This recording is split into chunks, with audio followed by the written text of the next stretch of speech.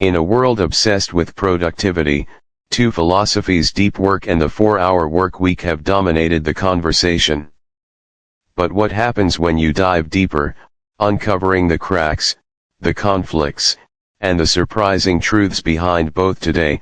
We'll explore this journey in 10 transformative moments, each leading to a finale that will challenge everything you thought you knew about work, life, and success. The Great Divide. Alex stood in their minimalist office, walls lined with accolades and books on productivity, yet feeling an ache of uncertainty that no amount of trophies or neatly typed lists could quell. A rising star in the productivity world, Alex was preparing for the keynote speech of their career, set to address an international conference of innovators and leaders. The topic: the future of productivity in a world of infinite distractions. The stakes couldn't be higher. Among the buzzing luminaries and corporate giants, Alex was the youngest speaker, invited for their transformative approach to getting things done. But as the weeks leading up to the conference dwindled, Alex was plagued by a silent war of philosophies. On one hand, deep work, with its promise of unparalleled focus, beckoned with the allure of mastery and a legacy of profound impact. On the other, the 4-hour work week, promising liberation through delegation and automation, whispered seductively of freedom and boundless creativity.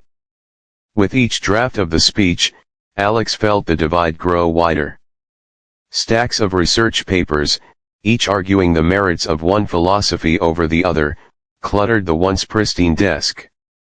Torn between two titans of thought, Alex could barely articulate their own convictions anymore. Even the people closest to them, mentors, colleagues, and friends, had conflicting advice.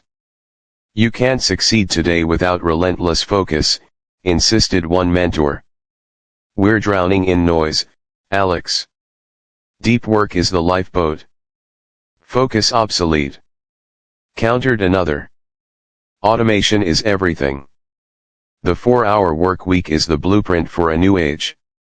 On the night before the first draft of the speech was due, Alex found themselves staring at the blinking cursor on their laptop, the emptiness of the page reflecting their own paralysis.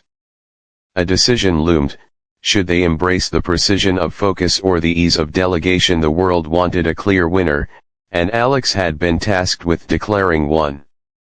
Yet, deep inside, an unsettling question lingered: what if neither philosophy could fully capture the demands of 2025? The early triumph. Determined to deliver a definitive answer at the conference, Alex chose deep work. The promise of mastering difficult tasks through uninterrupted focus felt like the antidote to the chaos swirling in their life. They cleared their calendar, turned off notifications, and began structuring their days into monastic blocks of deep concentration. The results were immediate and impressive. In just 2 weeks, Alex completed a detailed case study that dissected a major corporation's transformation through focused work. The research was groundbreaking, filled with insights that promised to redefine industry standards. During those early triumphs, Alex felt invincible.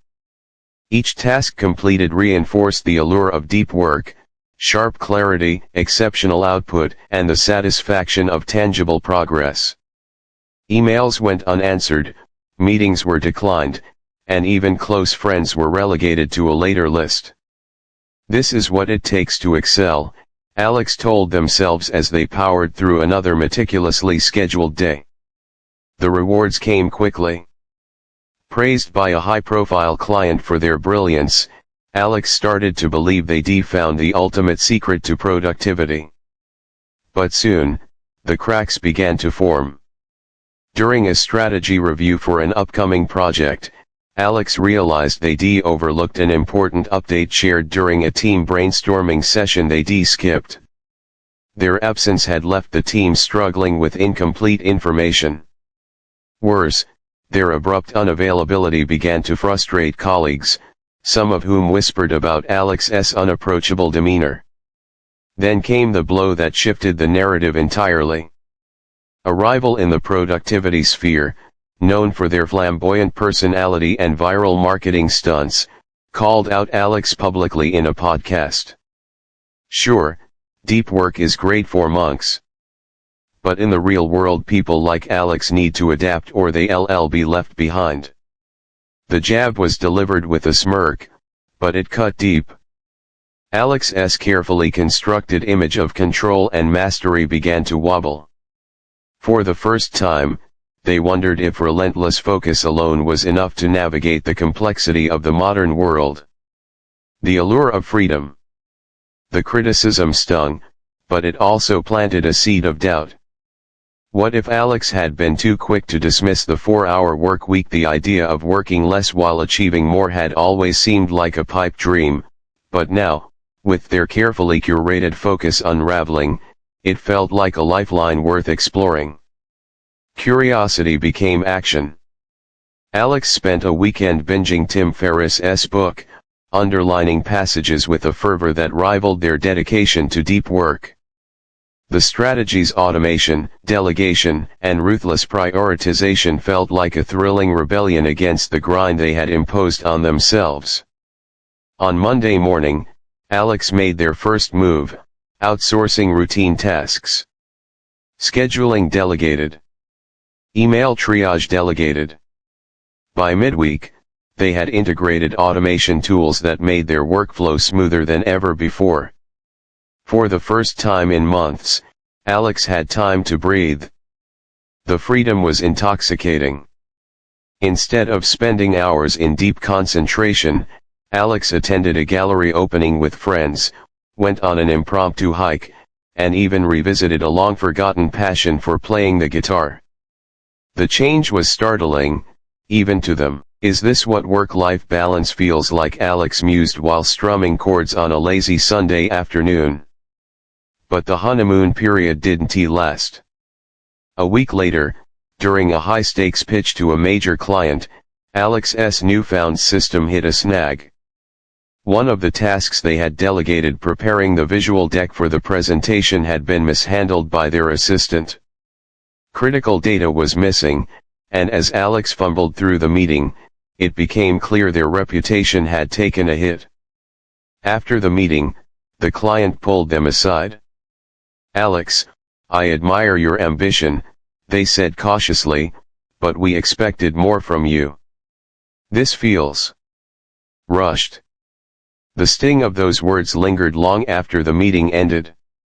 Freedom had come at a cost. Alex found themselves questioning whether they had been too quick to embrace delegation and automation without oversight.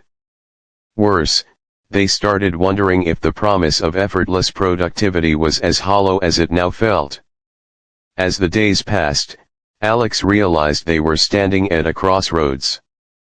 Neither deep work nor the 4-hour work week seemed to hold all the answers. And yet, the pressure to choose between the two was greater than ever. The burnout bombshell. The signs had been there, but Alex ignored them, brushing off the fatigue as the price of ambition. Sleep-deprived and juggling the competing demands of deep work's intensity and the 4-hour work week's delegation frenzy, Alex pushed forward with sheer willpower. Success doesn't wait for excuses, they told themselves, pouring yet another cup of coffee late into the night. But the cracks widened. Concentration became elusive, decisions felt heavier, and even small tasks began to feel monumental. One evening, after an especially grueling day of back-to-back virtual meetings and a botched client follow-up, Alex felt a dull ache spreading from their temples. By the time they arrived at an important team presentation the next morning, the ache had morphed into a pounding headache, and their hands were trembling from exhaustion. As Alex stood to speak, their vision blurred. Words that had once flowed effortlessly now tangled in their throat. Someone from the back of the room whispered, "Is Alex okay?" before everything went dark. When Alex opened their eyes, they were greeted by the sterile white of a hospital room. Monitors beeped softly in the background, a stark reminder of how far they had pushed themselves. A doctor stood at the foot of the bed, their expression a mix of concern and thinly veiled reproach. "You're lucky," they said. "This is just exhaustion. But if you keep going like this, you might not be so lucky next time." The weight of those words settled heavily on Alex, but it was the arrival of a visitor that truly shook them. Casey, a figure from Alex's past, walked in with a confidence that contrasted sharply with Alex's fragile state. They sat down, uninvited but welcome, and observed Alex silently for a moment. "You look like someone who has been chasing too many trains," Casey said, their voice calm but pointed. Alex laughed bitterly. "And missing all of them." Casey leaned forward, their eyes narrowing. "Maybe it's not about which train you're on. Maybe you've forgotten why you're traveling in the first place." The cryptic words lingered long after Casey left. As Alex lay in the hospital bed, replaying the conversation, they felt a faint spark of curiosity amidst the exhaustion. For the first time in months, the question wasn't about productivity. It was about purpose. The energy economy revelation. The hospital had discharged Alex with strict orders to rest, but rest felt foreign. Their days had always been measured by output, their worth tied to achievement. Yet, as Alex sat in their dimly lit apartment, staring at the blank slate of their journal, they realized they didn't even know how to begin again. That's when Casey returned, unannounced but perfectly timed. They entered carrying a box of tea, their presence as disruptive as it was grounding. Without asking, Casey filled a kettle and placed it on the stove. "You've been running a marathon without ever checking if you packed water," they said. Alex raised an eyebrow, exhausted but intrigued. "Is this another one of your riddles?" Casey shook their head, pulling a folded chart from their bag. It wasn't cryptic at all. The chart, hand-drawn and marked with overlapping circles, bore the title "Your Energy Economy." "Focus and freedom aren't the end game," Casey began, pointing to one circle labeled mental energy. "This is finite, like fuel in a tank. Every decision, every task, drains it. Then there's emotional energy, another circle which gets drained by anxiety, conflicts, and unresolved fears. And don't forget physical energy," Casey tapped the third circle. "Neglect that, and everything collapses." Alex leaned forward, eyes narrowing at the diagram. "What are you saying, that I've been focusing on the wrong thing?" Casey smiled knowingly. "Not the wrong thing, just an incomplete thing. Productivity systems like deep work and the 4-hour work week are tools. But tools are useless if you don't understand the foundation they rely on, your energy." The words landed like a weight. Alex's mind raced, flashing back to the moments of triumph and failure over the past months. The late nights powered by caffeine. The mental exhaustion that came with perfectionism. The emotional toll of chasing conflicting ideals. "Imagine," Casey continued, "that your energy is currency. Every task, every decision, every relationship is an investment. If you don't manage it wisely, you'll go bankrupt." Alex's skepticism melted into curiosity. For the first time, the problem didn't feel like an unsolvable dichotomy between focus and freedom. It felt like something deeper, something manageable if only they could master it. Casey handed them the chart and a blank notebook. "Start tracking how you spend your energy mentally, emotionally, physically.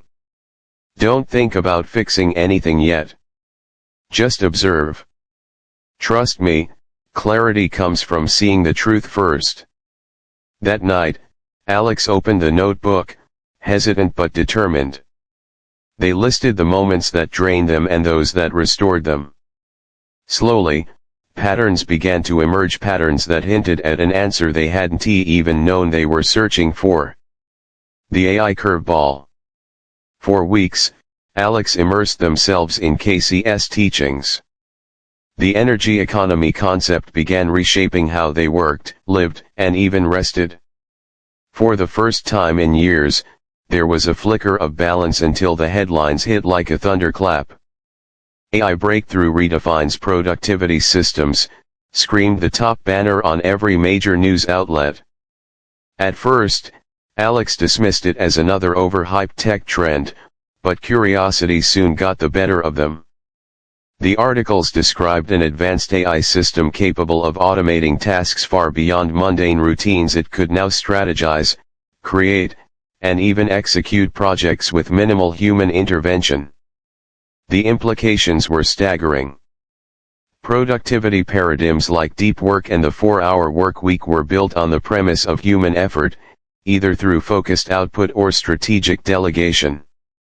But if machines could do both better, faster, and without burnout, where did that leave Alex and the millions of others clinging to these systems? An email from their old rival, Jordan, made the stakes personal. Have you seen this yet? Looks like deep work is dead. And don't get me started on the 4-hour workweek. Adapt or get left behind, Alex.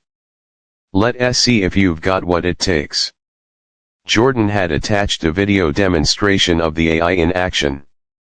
Alex clicked hesitantly, the screen lighting up with a seamless display of efficiency. The AI wasn't just managing tasks, it was ideating, refining, and executing them with precision that outpaced even the most seasoned professional. Lessons about energy management, the delicate balance between focus and freedom. As the video ended, Alex felt a cold knot form in their stomach. All their progress, the hard-won, suddenly seemed fragile, outdated. Casey was quick to offer perspective. "You're asking the wrong question," they said when Alex brought up the looming threat of irrelevance. "And what's the right question?" Alex asked, their voice tinged with frustration. "How will you use it?" Casey's response was simple, but their tone carried a weight that hinted at deeper implications. Alex spent the next few days researching obsessively. They experimented with the AI, testing its capabilities, and found themselves at an unexpected crossroads. The tool could amplify their focus and free them from mundane tasks, but it also had the potential to drown out their unique strengths. The revelation was subtle but profound. The AI wasn't an enemy, it was a mirror, reflecting Alex's priorities and values back at them. Whether it became an ally or a crutch depended entirely on how they chose to wield it. For the first time, Alex saw the bigger picture. This wasn't a battle between focus and freedom, human effort, and machine efficiency. It was a chance to redefine what productivity meant in a world where humans and AI coexisted. The betrayal. Fresh off their exploration of AI's potential, Alex returned to work with renewed vigor. The combination of energy economy principles and strategic AI integration had ignited a spark of creativity. For the first time, Alex began drafting a framework, one that blended focus, freedom, and machine collaboration into something wholly new. They shared their ideas cautiously, confiding in their closest colleague, Sam. Sam had been there through Alex's highs and lows, a steadfast ally in the ruthless productivity world.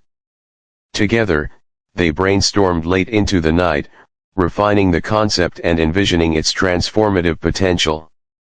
But cracks in their partnership began to show.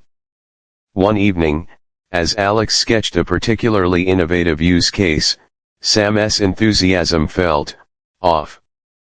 Instead of engaging, Sam deflected with vague praise. "This could really be something," they said, their voice tight, their eyes darting toward the door. Alex dismissed the unease as exhaustion. After all, Sam had always been loyal. Why doubt them now? The betrayal came 2 weeks later, swift and brutal. Alex arrived at a team meeting to find Sam standing at the podium, presenting their hybrid framework as though it had been Sam's idea all along. The integrated productivity model, Sam announced confidently, gesturing toward slides Alex had painstakingly created. The room erupted in applause, and Alex sat frozen, their heart pounding in disbelief. After the meeting, Alex confronted Sam in private. "How could you do this?" they demanded, their voice shaking. Sam's response was icy. "You think you own ideas? Ideas are worthless without execution, Alex. I'm just doing what you couldn't, making it real." The words cut deeper than Alex expected. It wasn't just the betrayal, it was the implication that Alex's careful, deliberate approach had been a weakness. For the first time, Alex felt truly isolated, not just from Sam, but from a system that rewarded speed over integrity. Casey's advice echoed in Alex's mind. How will you use it? The question took on new meaning now, tinged with betrayal and doubt. Alex realized that even the most perfect system couldn't account for human ambition, jealousy, and greed. That night, Alex sat alone, staring at the notebook where their ideas first came to life. They faced a choice: retreat into bitterness or reclaim the narrative. With a shaky hand, they began writing not the past, but a new plan, one that couldn't be stolen or replicated. This time, Alex vowed, the stakes wouldn't just be about productivity. It would be about legacy. The redemption pivot. Alex's betrayal by Sam had left a gaping wound, but it also sparked a fire. Determined to reclaim their work and redefine their legacy, Alex devised a bold plan, a live debate between advocates of deep work and the 4-hour workweek. It would be the perfect stage to expose the limitations of both philosophies and introduce their groundbreaking hybrid model to the world. The event was announced with fanfare. Productivity enthusiasts, skeptics, and curious onlookers flooded social media, speculating on what Alex, now infamous for the stolen idea scandal, might unveil. Invitations went out to thought leaders from both camps, ensuring the debate would be fierce and unfiltered. The evening arrived, and the auditorium buzzed with anticipation. Alex took the stage, flanked by two panelists, Dr. Marianne Price, a staunch defender of deep work, and tech entrepreneur Evan Keller, the charismatic champion of the 4-hour workweek. Their opening arguments were, as expected, sharp, persuasive, and utterly contradictory. But Alex had no intention of choosing sides. When their turn came, Alex stepped forward, their voice steady but commanding. What if the debate isn't about which system is better, but about why they both fail? A murmur rippled through the crowd. The panelists exchanged puzzled glances, but Alex pressed on. They outlined the flaws. Deep work's relentless focus often led to tunnel vision, while the 4-hour workweek's dependence on delegation sometimes sacrificed quality and authenticity. Then Alex unveiled their hybrid framework, the adaptive model. With striking visuals and real-life scenarios, they demonstrated how balancing focus, strategic delegation, and energy management enhanced by AI could create a system as flexible as it was powerful. The room erupted.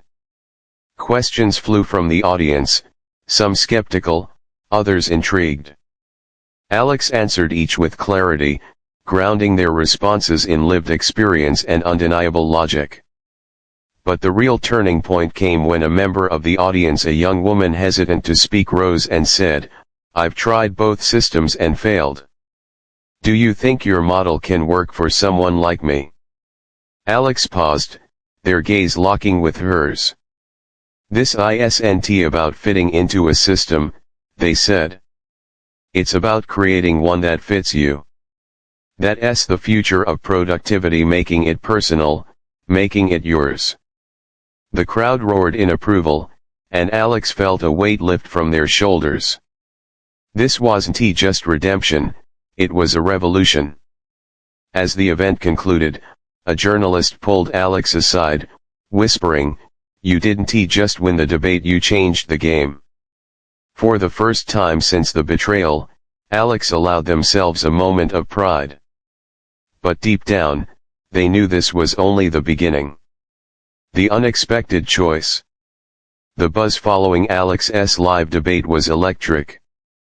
Media outlets hailed the adaptive model as the future of productivity, and invitations to speak at conferences and collaborate on projects poured in. But one offer stood out, a lucrative partnership with a global consultancy firm to commercialize the framework.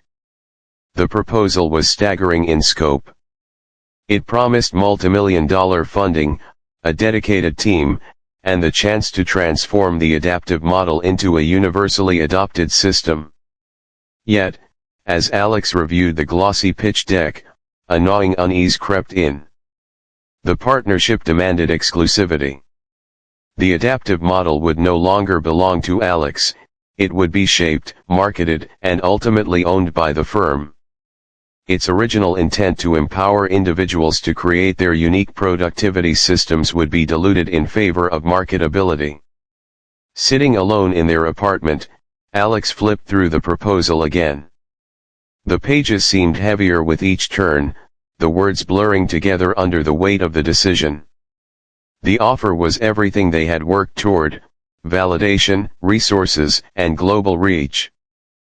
But at what cost? Memories of the betrayal by Sam resurfaced.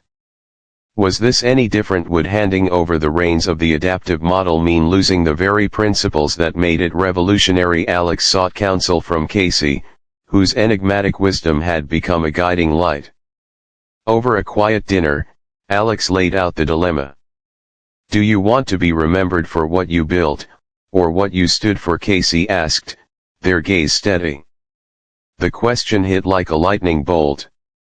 Alex realized this wasn't just about the model, it was about integrity, legacy, and staying true to their vision. Days turned into sleepless nights as Alex wrestled with the decision. They imagined the potential impact of a global rollout but couldn't shake the fear of becoming a mere figurehead, detached from their creation. Finally, on a foggy morning, Alex stood by their window, watching the city come alive. The answer crystallized. They wouldn't compromise, not this time. At the meeting with the consultancy firm, Alex's hands trembled slightly as they slid the proposal back across the table. I appreciate the offer, they began, their voice calm but firm, but the adaptive model isn't for sale. Its power lies in its accessibility, and I won't sacrifice that for control or profit. The room fell silent, the stunned executives exchanging glances. One of them muttered, "You're making a mistake," but Alex felt an overwhelming sense of clarity. Walking out of the building, Alex took a deep breath, the city's noise fading into the background. This wasn't just a rejection, it was a declaration. Alex had chosen principles over power, integrity over influence. And for the first time in years, they felt truly free. The shocking finale. The days following Alex's decision to reject the partnership were quieter than expected. No press releases, no headlines, just an eerie stillness. But for Alex, the silence wasn't unsettling, it was the calm before their next move. In a small rented studio, Alex began crafting their final message. The adaptive model wasn't going to be locked behind corporate walls or turned into another fleeting trend. It would be a tool for anyone and everyone, evolving with the needs of its users. Weeks later, Alex stood on the stage of a packed auditorium, the same venue where their journey had taken its first major twist. The energy was palpable, with thousands in attendance and countless more tuning in online. Alex's voice was steady as they addressed the crowd. I've spent the last year immersed in two systems that promised answers, deep work and the 4-hour workweek. Each had their merits, but neither could stand alone in a world as dynamic as ours. That's why I created the adaptive model. Cheers erupted, but Alex raised a hand, silencing the audience. But I realized something even more profound. The best productivity system isn't one you follow, it's one you design. Productivity is personal. It's shaped by your values, your energy, and your goals. The adaptive model isn't just a method, it's a framework to help you create your own rules. The screen behind Alex lit up, revealing an open source platform. Today, I'm giving the adaptive model to you, all of you. It's free, it's flexible, and it's yours to adapt. Because the future of productivity isn't about fitting into someone else's system. It's about building one that fits you. The crowd roared, but Alex wasn't finished. They leaned into the microphone, their voice dropping to a softer, almost conspiratorial tone. Here's the twist, they said. The debate between deep work and the 4-hour work week, it was never about which one wins. The real question is, are you ready to stop chasing systems and start trusting yourself? The audience fell silent, the weight of the question settling over them. As Alex stepped off the stage, their heart pounded with exhilaration. Outside, Casey waited, a knowing smile on their face. "You did it," Casey said simply.